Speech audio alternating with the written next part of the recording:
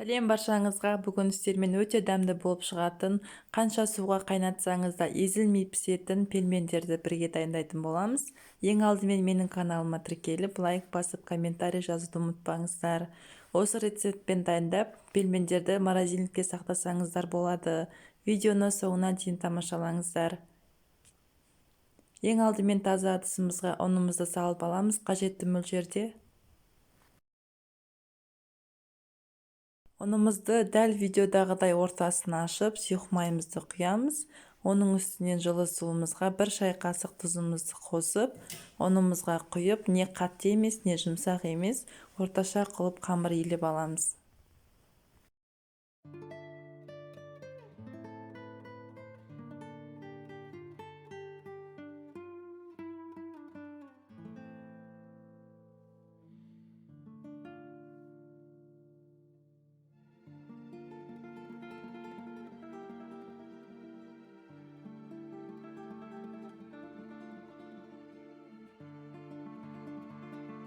Дайын болған қамырымыздың енін әбден қандырып, бетін жауып 10 минутқа бөлме температурасына қойып қоямыз. Нанымыз тыңғаннан кейін 2 бөлікке бөліп аламыз. Сол кезде тестамен жұмыс жасау бізге оңайырақ болады. 2 бөлікке бөліп салафанға салып қоямыз.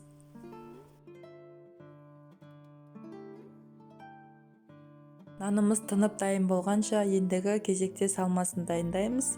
Салмасына бізге фарш, жуамызды ұсақтап тураймыз.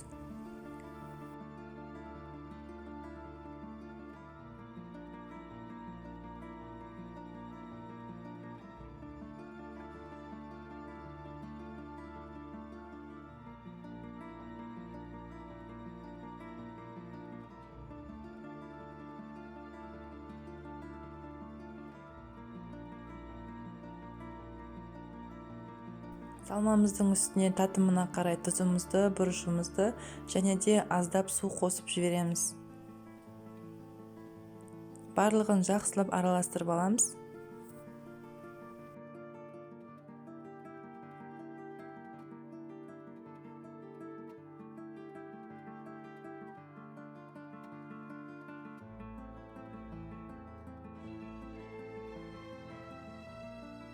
Тынып дайын болған қамырымызды дәл видеодағыдай бөліп аламыз.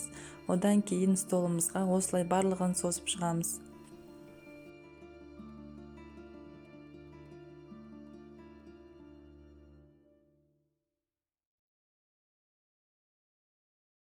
Енді дәл видеодағыдай бірнеше бөліктерге бөліп аламыз.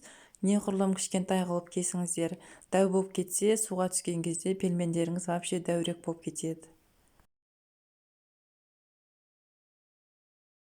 Қамырымызды оқтаудың көмегімен кішірек қылып жайып, үстіне фаршымызды салып, барлығын түйіп шығамыз.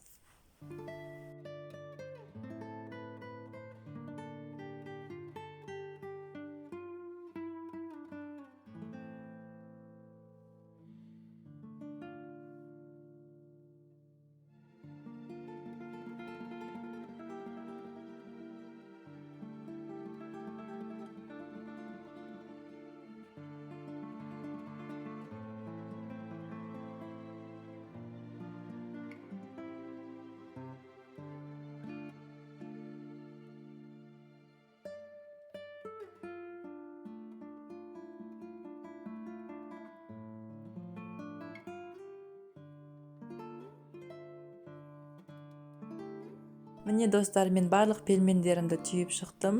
Дәл осы рецептпен жасап көріңіздер, баршаңызға ас болсын.